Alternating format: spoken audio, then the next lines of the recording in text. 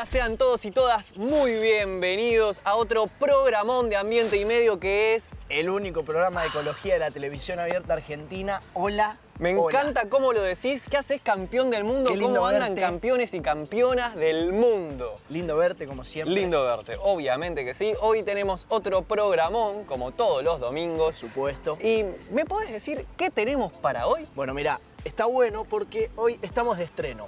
Porque vamos a inaugurar una nueva sección. Vos sabés que el ambiente tiene personalidades. Hay personas que han hecho muchas cosas por el ambiente y nosotros en esta sección queremos mostrar quiénes son estas personas. ¡Epa! Desde, por ejemplo, el Papa Francisco, ¿por qué no? Personajes históricos como puede ser Perón, Sarmiento.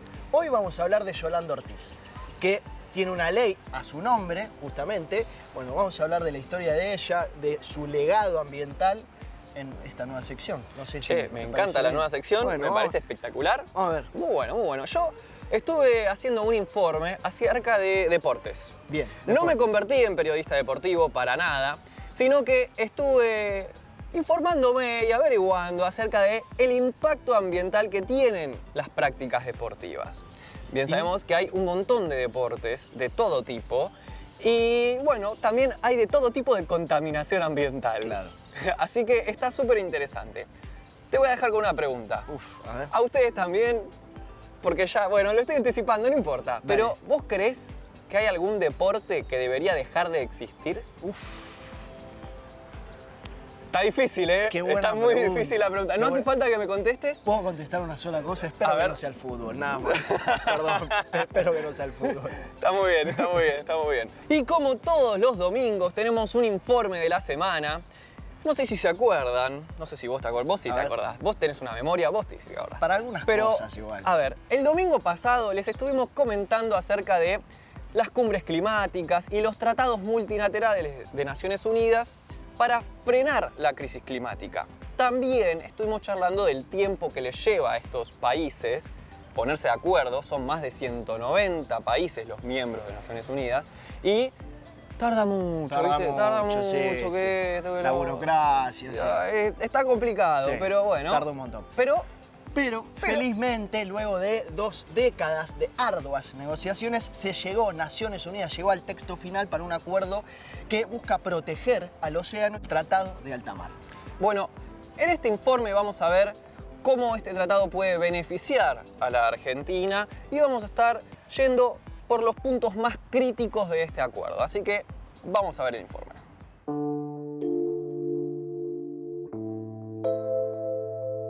Los océanos son los mejores aliados contra el cambio climático, porque regulan la temperatura, producen la mitad del oxígeno global y absorben el 90% de dióxido de carbono. Sin embargo, el calentamiento global, la contaminación por plásticos, la sobrepesca y la minería submarina los están degradando. Se calcula que un 10% de las especies marinas están en peligro de extinción.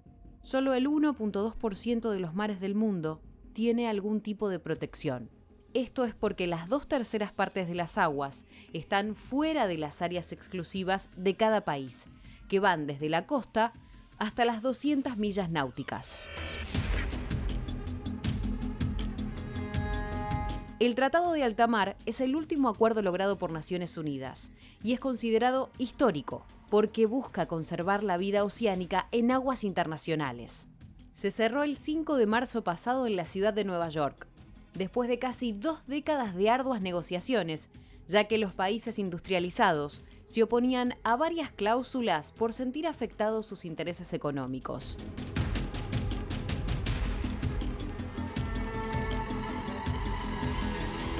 El objetivo del compromiso asumido por más de 190 gobiernos es reconocer al océano como patrimonio común de la humanidad, preservar la diversidad marina, regular el acceso y uso de recursos genéticos, crear áreas protegidas y santuarios y hacer evaluaciones de impacto ambiental antes de concesionar explotaciones comerciales e industriales. En Argentina, permitiría proteger y regular las actividades pesqueras en el codiciado Agujero Azul, una región de gran importancia económica por su biodiversidad.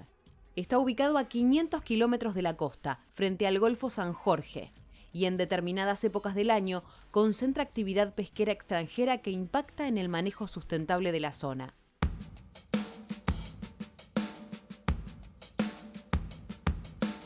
Ahora queda por delante lo más difícil, que las naciones adopten y ratifiquen el acuerdo lo antes posible. Algunos grupos ambientalistas son muy críticos respecto de los plazos para su aplicación y de las excepciones que permite. De todas maneras, el reconocimiento global es unánime. El Tratado de Alta Mar es una herramienta legal imprescindible para cumplir con la meta de proteger el 30% de los océanos para el año 2030.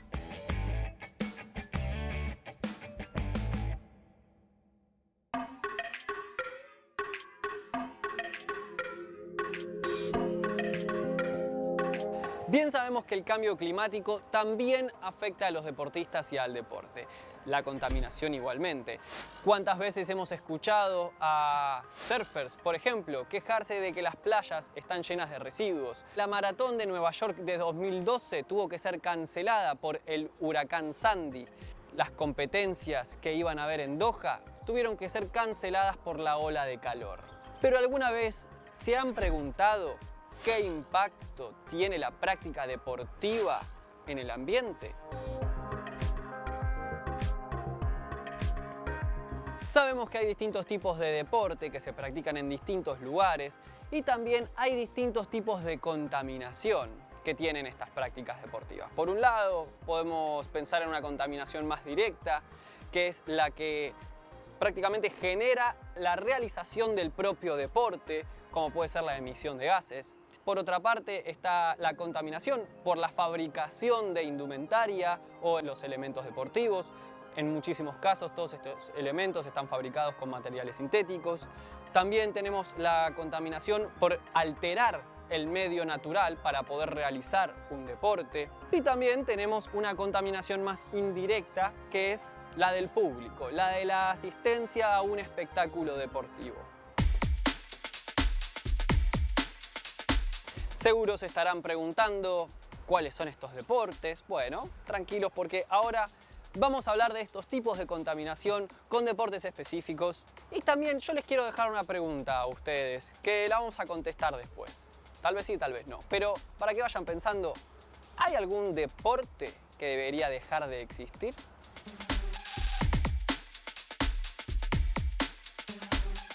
En el podio, el deporte de más alto impacto es el automovilismo. Seguramente ya se lo imaginaban, pero como dije antes también tiene una contaminación directa y es que la práctica deportiva en este caso es contaminante. Es un deporte basado en la emisión de gases de efecto invernadero, los cuales agravan el calentamiento global.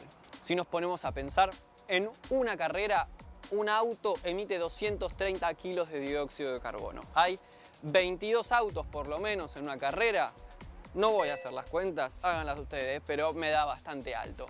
Y más allá de la práctica deportiva está todo lo que lo rodea, es decir, el transporte tanto del personal como de los equipos, como de los autos, está la fabricación de materiales que decíamos previamente y por supuesto también se le suma la asistencia del público, la contaminación que generan los espectadores tanto al trasladarse como los residuos que dejan en los lugares donde se practica.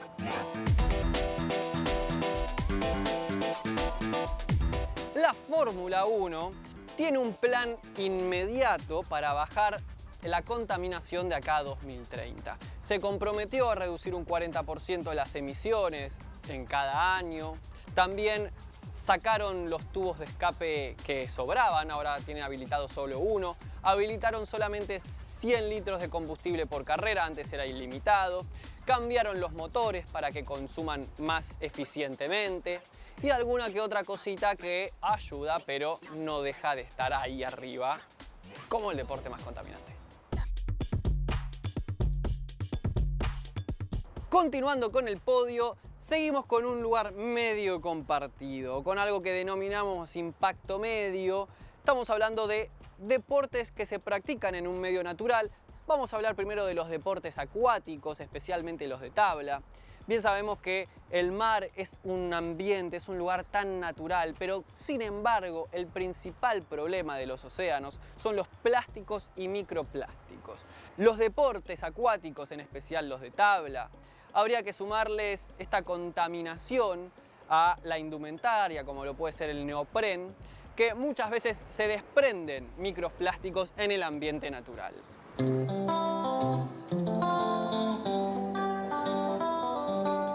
Los océanos reciben aproximadamente el 80% de los plásticos que producimos y esta cifra se puede duplicar para el año 2040.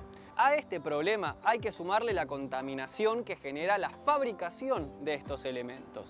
Para que nos demos una ideita, para fabricar una tabla de surf de poliéster de 3 kilos, se generan 5 kilos de desechos. ¿Tiene sentido? No. ¿Pasa así? Sí.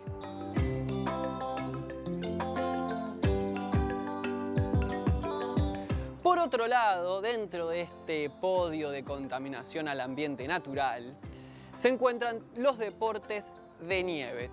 Todos, el esquí, el snowboard, incluso el culopatín, necesita de una infraestructura en un ambiente natural para poder practicarse, para que puedan ser realizados. Esta infraestructura necesita de gente trabajando, de máquinas, y todo esto altera este ecosistema, altera este medio natural donde se practican estos deportes. También le tenemos que sumar la alta densidad de gente que va en temporada y que se producen residuos.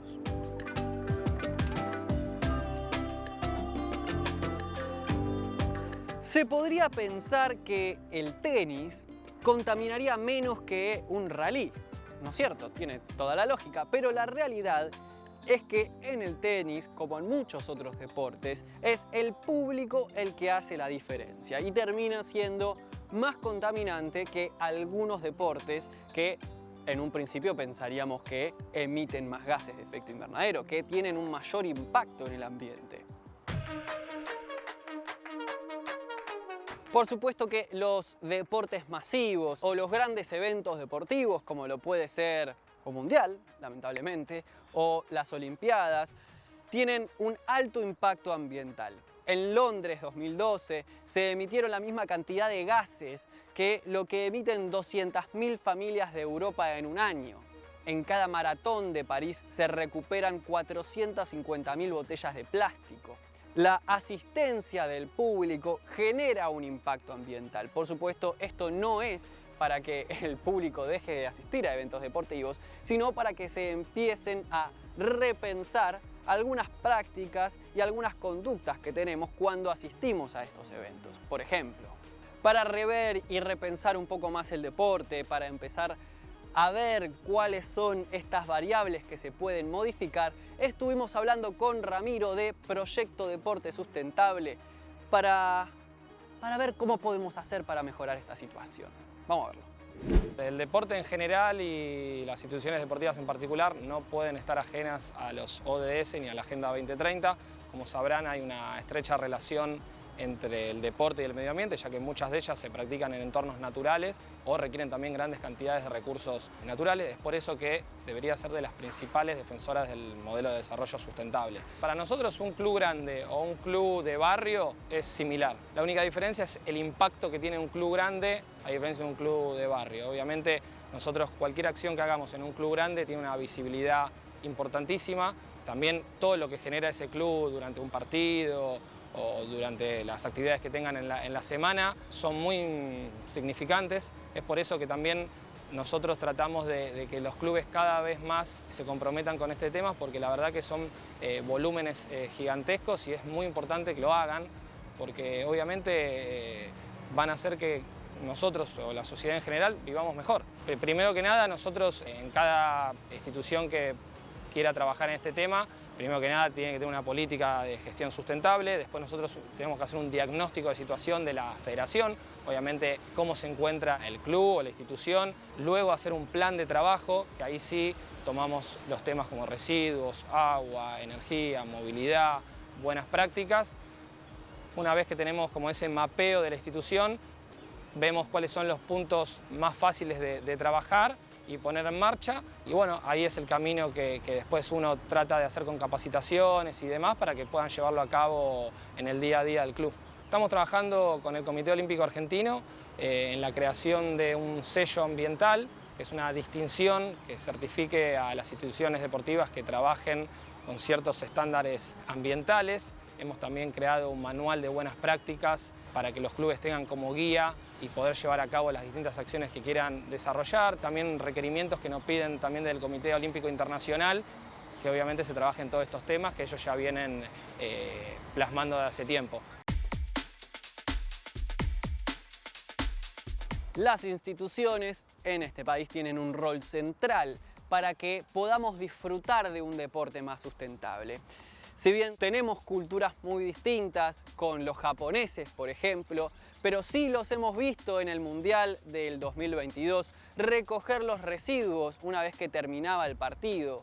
Son distintas prácticas que podríamos ir adoptando a nuestra cultura general también. Algunas de las cosas que podemos incorporar a nuestra vida, tanto las instituciones como los individuos, para que la práctica deportiva sea más sustentable es, por ejemplo, en los grandes estadios, en los clubes, en las canchas, tener cestos para la disposición de los residuos de forma diferenciada, poder reutilizar el agua, ya sea para riego o para alguna otra cosa, cambiar los focos de luz por focos LED, eso implica una cierta eficiencia energética.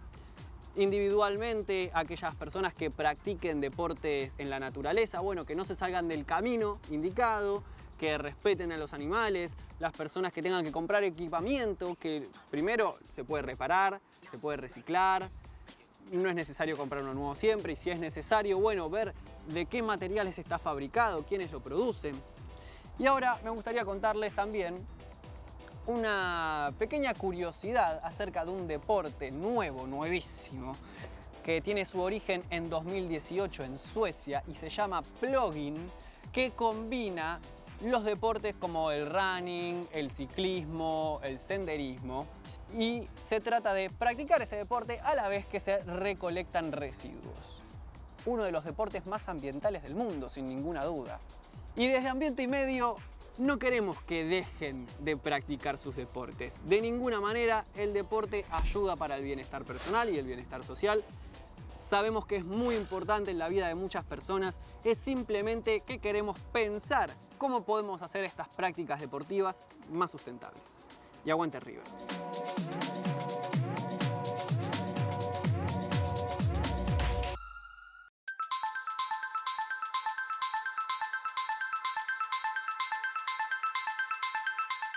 María Natalia Macei es abogada y activista ambiental, generadora de contenido en redes sociales bajo el perfil de Ecointensa, conferencista y capacitadora, autora del libro Una vida sustentable. Estamos acá con Nati Macei, Nati, Ecointensa, yo te puedo decir Nati o no. Por supuesto. Estamos acá, gracias por acercarte al Ecoparque, a nuestro estudio. Quería preguntarte qué sentís cuando ves que tenés un alcance tan potente en las redes. ¿Qué se siente? Por un lado, bastante orgullo porque es el resultado de un montón de laburo y por otro lado, una responsabilidad bastante grande también. Creo que al principio era como un juego o una catarsis o un desde mi lugar y desde lo que sé, hago lo que puedo y comunico lo que entiendo. Y me acuerdo que hubo un momento que fue cuando llegué a los 20.000 seguidores que dije, bueno. Pues me imagino también que a medida que vas calando los seguidores y demás, no sé si demanda es la palabra, pero sí como que empezás a tener cierta ¿no? responsabilidad, dijiste vos. Sí, hace un tiempito dimos una charla de comunicación ambiental con una periodista y una de las cosas en las que las dos coincidíamos era que es fuerte el recibir mensajes de gente que te dice, ¿por qué no estás hablando de esto? ¿Por qué no hablas del otro? Che, Nati, fíjate tal cosa. Y es muy loco porque una no es un medio masivo de comunicación. Y hay veces que desde el otro lado es como que se olvida eso, que es una persona y es una persona que le pone mucha onda, pero que en general lo hace gratis. Y que tiene límites. Tiene límites. Claro. Así que nada, eso como que es fuerte a veces esa demanda y al mismo tiempo es lindo saber que del otro lado hay gente que está esperando en algún punto, che, ¿qué va a decir Ecointensa sobre esto, para también sumarlo a sus fuentes de las que después genera o elabora una opinión. ¿Y cómo se convive con todo lo que hay en las redes, como por ejemplo las fake news o la desinformación? ¿Cómo convivís con esa dualidad que hay entre cosas buenas y cosas malas que hay en las redes todo el tiempo? Creo que estamos en un momento como de muchísima información. Creo que la información es poder y que es muy importante estar informados, informadas. Yo durante bastante tiempo, tuve una época de la vida en la cual no quería leer una noticia, no quería enterarme de nada de lo que pasara porque quería estar tranquila y sentía que todo lo que venía de afuera era un bombardeo muy negativo. Y cuando empecé a meterme más en este tema dije, bueno, voy a tener que meterme ahí en ese lugar que a veces es un poco oscuro para entender de verdad de qué se trata y yo poder comunicar. Entendí eso, ¿no? Bueno, yo me tengo que informar para poder hablar, si no voy a seguir hablando siempre de lo mismo y repitiéndome a mí misma.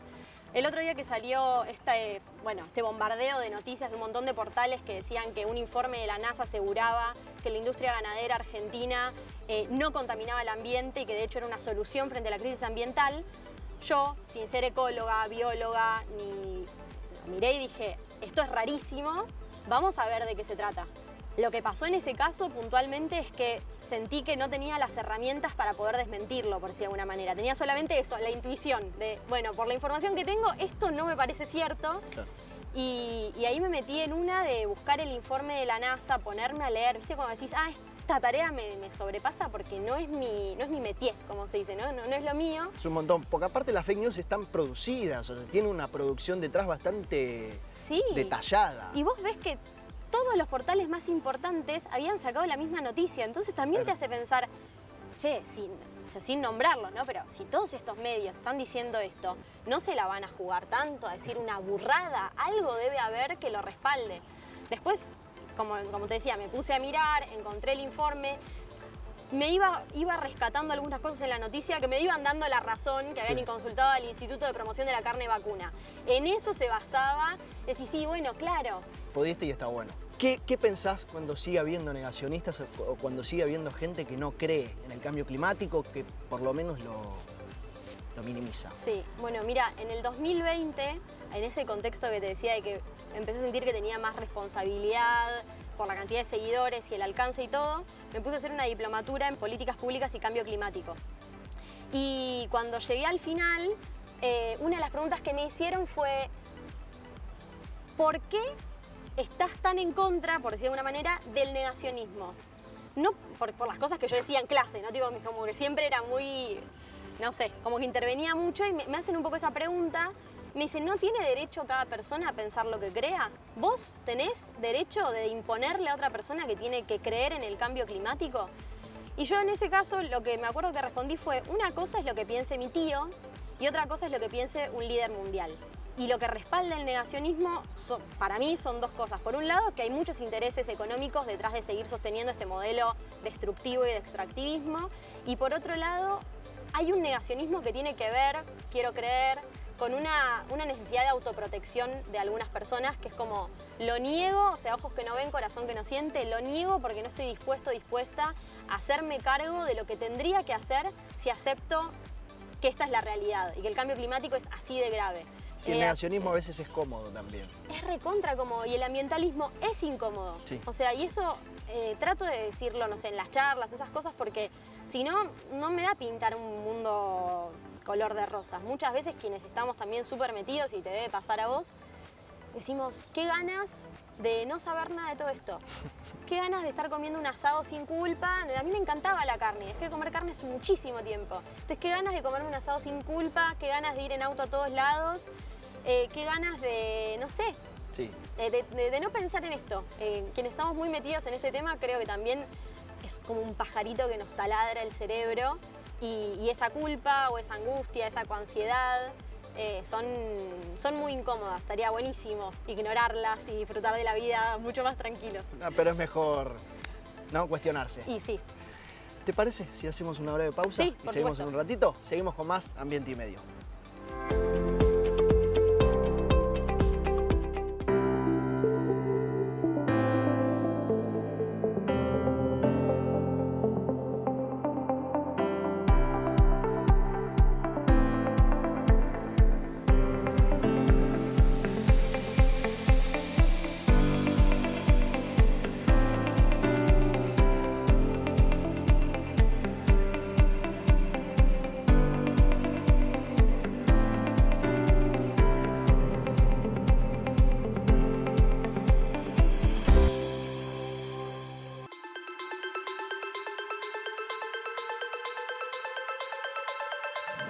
Estamos acá con Nati. Nati, tenemos una cosa en común, aparte de los rulos, claramente, que es que en un momento de nuestras vidas dijimos, acá mucho más para hacer no tengo, agarraste la mochila y te fuiste. Así es. Sí, Contame sí, un poquito, no del viaje, pero sí qué le dio ese viaje a Ecointensa, o no necesariamente desde el lado ambiental, sino desde el lado humano. Bueno, fue una combinación de ambas cosas, la verdad.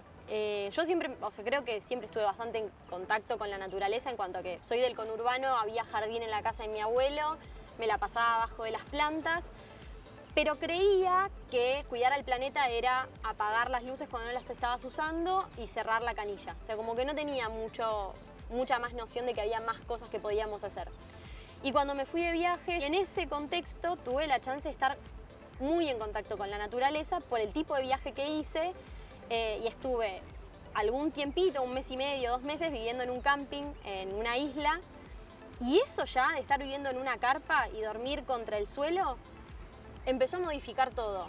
Una de las cosas que modificó era que el camping era un camping abierto y no tenía paredes, y el único techo era el techo de la parte de la cocina, digamos, pero que tampoco tenía paredes.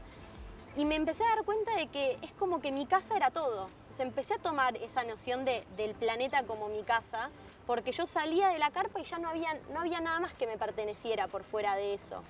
Y cuando salía y me encontraba con las estrellas, me voy a poner muy cursi, pero es que es imposible, a mí ¿no? me gusta. Cuando salía y me encontraba con las estrellas o decía me voy al mar, y era salir y así como estaba vestida, caminar 2 cuadras y meterme al agua y volver a salir del agua y volver al camping, y que todo fuera como esta cosa sin límites en algún punto, me movilizó un montón. Y después me fui a una casa en la selva donde vivía una amiga y ella separaba los residuos. Había un vecino que pasaba retirando los residuos de todas las casitas, y ahí fue la primera vez que lavé los plásticos y los guardaba para secar, y los orgánicos mi amiga los tiraba por la ventana porque total era la selva y se descomponía. Fueron muchos momentos así. Bueno, a mí todo ese paquete de cosas me cambió muchísimo. Y cuando volví a Argentina, que volví como de paso, pero me quedé, cuando volví a Argentina estaba en lo de mis papás y no sé, el primero o segundo día me fui a tirar algo al tacho de basura que había habido siempre, y cuando lo abro veo que tenía un paquete de fideos en la mano y adentro había yerba, había cáscara de huevos, había otros paquetes, otras Todo cosas. tipo de residuos. Y dije, no, esto así no funciona. Y así arrancó Ecointensa. O sea, el viaje fue fundamental para generarme la conciencia ecológica y entender que había una alternativa de vida diferente, y también entender que lo que veníamos haciendo no estaba bueno y que había que hacer algo al respecto. Así que eso fue como el caminito. Hermoso. Sí, la verdad que sí, re lindo. Y pasando a la Nati Ecointensa abogada, ¿luchás por un alcance, o sea, por un derecho ambiental para todos? ¿Crees que tenés ese alcance? O sea, ¿vas por esa búsqueda? Yo hoy en día creo que estoy más en la lucha por una educación ambiental para todos. O sea, estoy como un poco desvinculada del derecho en algún punto. Creo que en algún momento el derecho y el ambiente van a volver a unirse y que los voy a poder potenciar. Sí sé que el derecho me da una herramienta enorme para poder leer una ley y entender en 3 patadas de qué va, y una de las cosas que hice como Ecointensa fue, no sé, la ley de educación ambiental, la ley Yolanda, el acuerdo de Escazú, pasarlo a palabras simples y contarlo de forma que lo entendamos todos. En ese sentido sí que creo en un derecho ambiental que sea entendible para todas las personas. Bien. Porque eso es fundamental. Así que lo veo hoy en día más como una herramienta para la comunicación, o sea, para entender y para comunicar. Te he visto en redes expresar cierto conflicto interno que te genera, por ejemplo, comprar una prenda que te gusta sabiendo que no es sustentable. Sí. ¿Es complicado vivir con Ecointensa adentro? Sí, sí, la verdad que sí, pero creo que también todo se puede como automatizar. Y, o sea, por un lado eso, ¿no? Como al principio todo es muy complicado. ¿A dónde llevo los residuos? ¿A dónde compro la ropa? ¿A dónde compro la comida? ¿Qué como? ¿Qué no como? Todo es un bardo hasta que uno entiende, como le das la vuelta de tuerca. Yo en una época hablaba mucho de salir del automático. Salir del automático de abrir el cajón y tirar todo a la basura junta, salir del automático de comer los mismos fideos de toda la vida y la misma carne y como toda esa historia. Pero creo que el volver a automatizarse de una manera sustentable es clave y facilita mucho la vida. Y por otro lado, empecé a ser mucho más amorosa conmigo misma y con mi propia autoexigencia. Al principio, o sea, Ecointensa arrancó en mayo del 2019. Nati Ecointensa previa a redes empezó en marzo del 2019 cuando volví a Argentina. Era talibana, O sea, era como, no sé si Sí. va. Era como muy dura conmigo misma, no podía comprar nada de ropa, no podía comprar nada que tuviera plásticos. Hoy en día me pasa esto que digo, bueno, sé que mi aporte más fuerte es la comunicación y que hay algunas cosas que como que las dejé un poco de lado o aflojé un poco y ahora estoy tratando de retomarlas con más fuerza todavía. Por ejemplo, comer agroecológico. Yo es algo que súper hice cuando volví a Argentina, encontré la red de mercado territorial para comprar el bolsón y después la pandemia, la mudanza, los 2 laburos, como un montón de cosas me alejaron porque se me empezó a complicar y ahora es como estoy volviendo a comprar agroecológico. Pero empecé a esto de ser menos dura conmigo misma porque tal vez me pasaba 2 veranos, 2 inviernos sin tener jean. O sea, no tenía ningún jean que me quedara bien, porque el jean que tenía cuando estaba viajando en México lo había convertido en un short. Esto es posta, me pasó eso. Entonces después andaba usando cualquier cosa, atado como podía y decís, bueno, pará. A ver, si no consigo un jean usado, capaz que me puedo comprar un jean nuevo y hacerlo durar un montón. Este me lo compré el año pasado y es usado. Buenísimo, le encontré la vuelta. Fui a un local que vende ropa usada y me compré algo que me cierra desde lo ideológico, pero que también me permite vivir en sociedad. Hay que vivir también, o sea. Sí, y creo que es re importante ser amoroso, amorosa con uno mismo y saber que estamos haciendo muchísimos esfuerzos y que hay cosas que algunas veces no las vamos a poder hacer. Y Hay que cierto eso, alcance de uno también y no hay que volverse loco ni castigarse tanto, ¿no? sí, y aparte si lo hacemos de esa manera, como con amor, va a durar mucho más. Buenísimo. Te hago la última para Bueno. cerrar. Te hago una propuesta. Vos tenés que recomendarnos, vos elegís si recomendarnos una película o un documental, si recomendarnos un libro, no el tuyo, porque se lo recomiendo yo, Una vida Ok. sustentable, léanlo, perfecto. Un perfil o una persona a seguir o mismo una práctica individual para Bien. que empiece cada uno a hacer en casa. ¿Uno solo de todo eso? Sí, uno, tranquilo. Bueno, voy a decir lo primero que se vino a la cabeza, que es la película Don't Look Up o No Bien, miren arriba, sí. no mires arriba. Me pareció espectacular. Hay mucha gente a la que le emboló, pero creo que es una analogía del cambio climático excelente. Es un buen mensaje el que Es da. un buen mensaje y te hace una descripción del rol que cumplen todos los sujetos o actores Sí. de la sociedad frente a eso, a la inminencia del fin del mundo, que me parece re interesante para analizar y como para tomar un poco de conciencia. Ahí está, Don't Look Up. Bueno, Nati, gracias Excelente. por acercarte. A ustedes. Y bueno, nosotros seguimos con más Ambiente y Medio.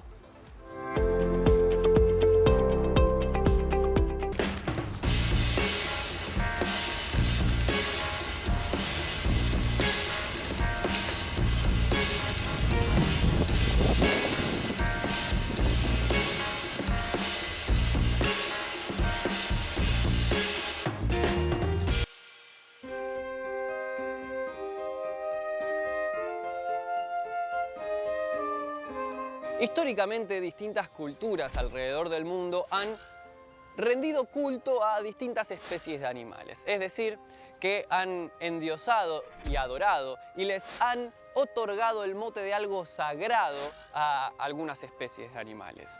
En la actualidad, todavía hay algunas festividades donde se celebra tanto la existencia como el acompañamiento de algunas especies.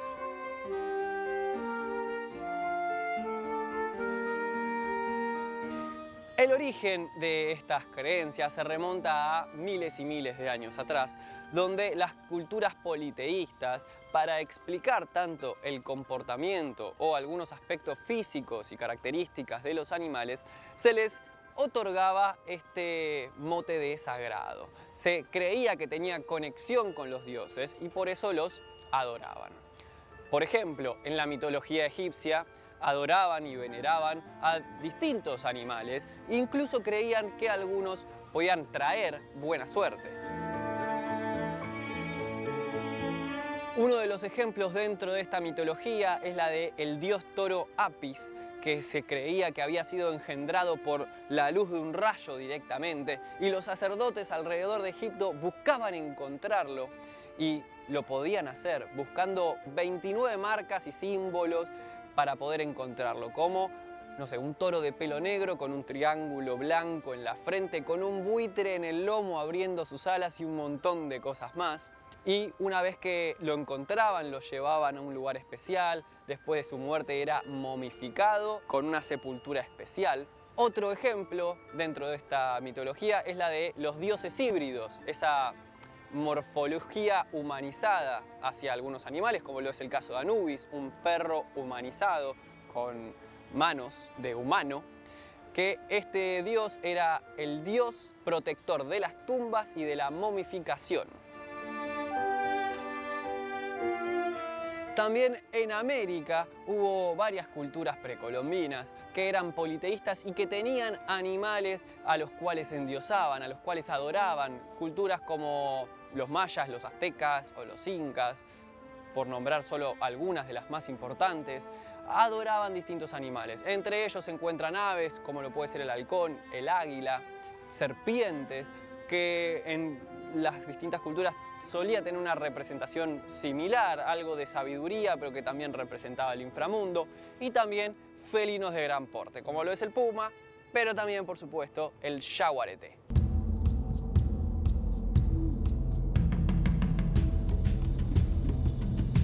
Otros animales que fueron, y algunos que siguen siendo, objeto de culto son el tigre, por ejemplo, los monos, las ratas, las vacas, el cocodrilo, el cerdo, las ballenas, los perros, que aún siguen siendo objeto de culto. Por ejemplo, en Nepal hay un día que se celebra el Día del Perro, los perros están en la calle, los dueños les ponen un collar con guirnaldas, le pintan la frentita y los adoran y les agradecen por su compañía y lealtad.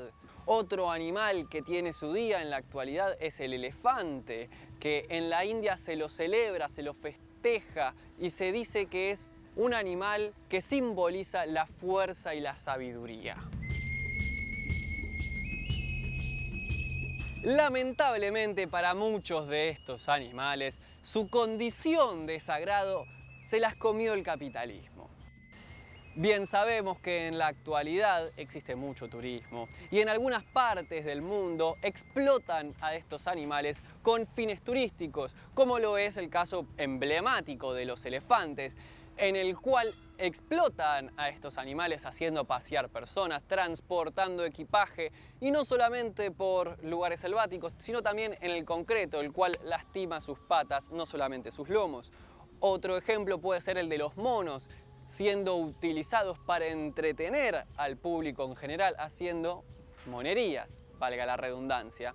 Pero también podemos encontrarnos en las calles con encantadores de serpientes que las tienen ahí para entretener al turista que está de paseo, y una vez que ya no hay más turistas en la calle, las guardan en una caja, se las llevan a su casa y a repetir el show el día siguiente. Cientos de culturas alrededor del mundo durante muchísimos años han venerado animales que el mundo ahora maltrata. Bien sabemos que cada especie, cada animal, tiene un rol y una función específica dentro de los ecosistemas.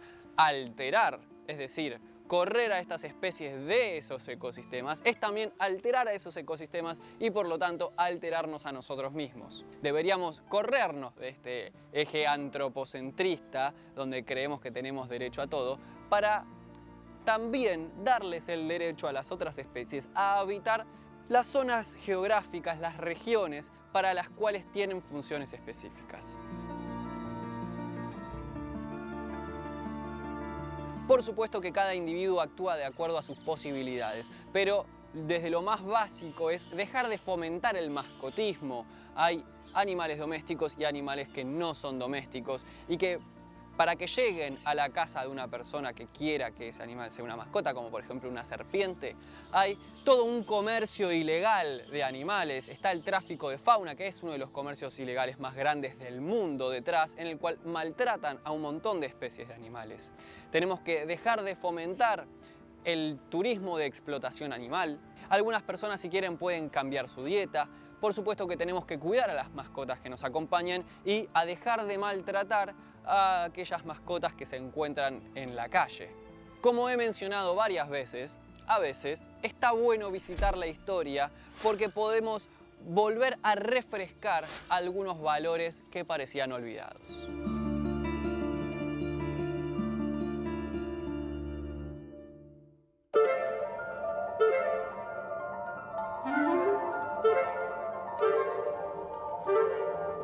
De ayer y de hoy, de todos los tiempos y todas las latitudes. Algunos son conocidos, algunos los van a sorprender y también los hay actuales.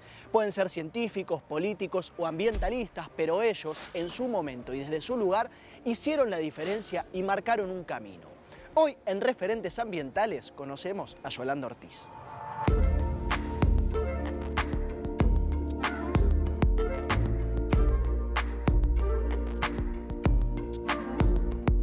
En Tucumán, Argentina, eso seguro, no está claro el año, ahí hay una discusión, aparentemente en 1925 nacía quien luego iba a ser doctora en Ciencias Químicas y la primera secretaria de Recursos Naturales y Ambiente Humano del país, Yolanda Ortiz.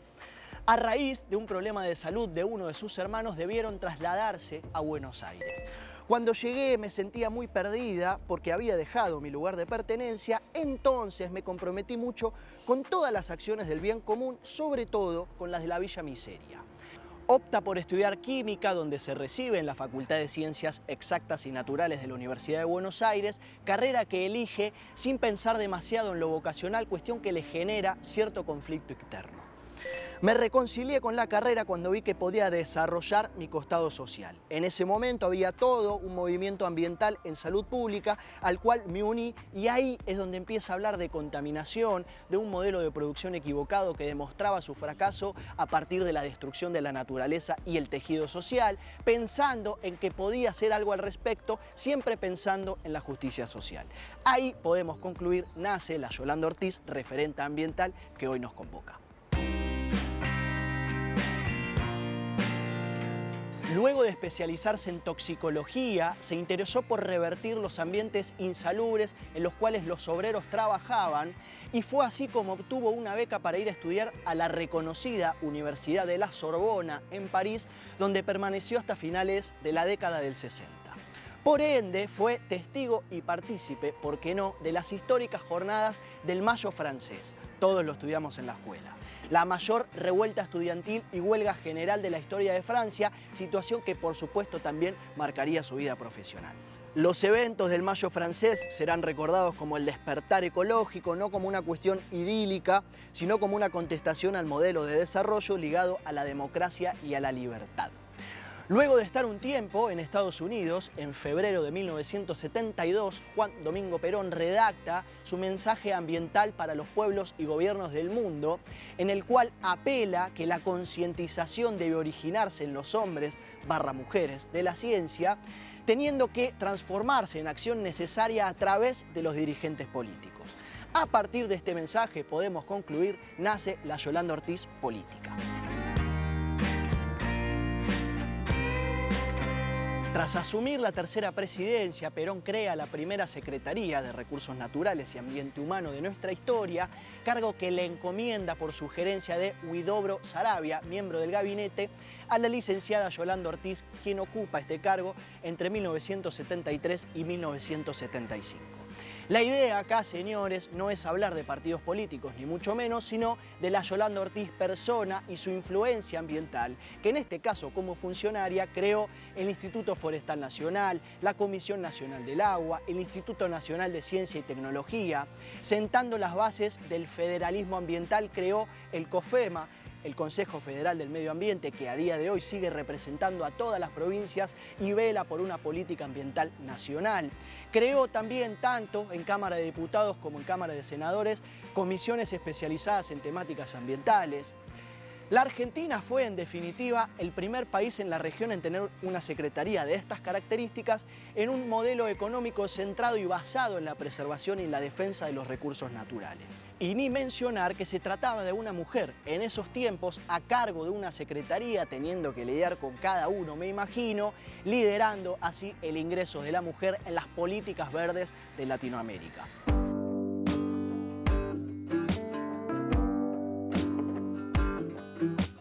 A partir de la conclusión de su mandato y la muerte de Perón, pasa 7 años exiliada en Venezuela y retorna a la Argentina siempre ligada a la temática ambiental.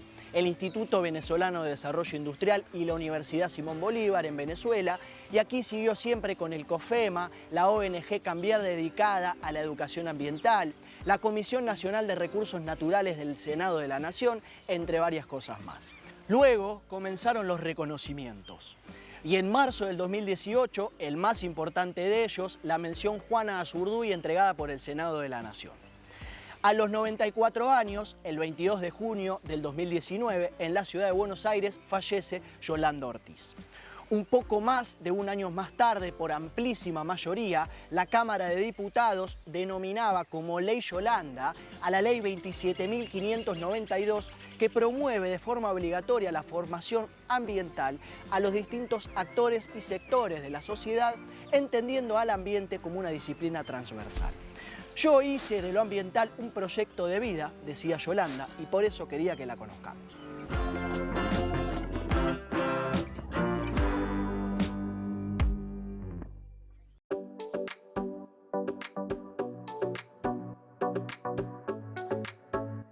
El cine es maravilloso, es algo que sabe todo el mundo, pero hay una cuestión que me gustaría profundizar acerca de esto, y es que nos permite conocer tanto lugares como especies que de otra forma no podríamos hacerlo.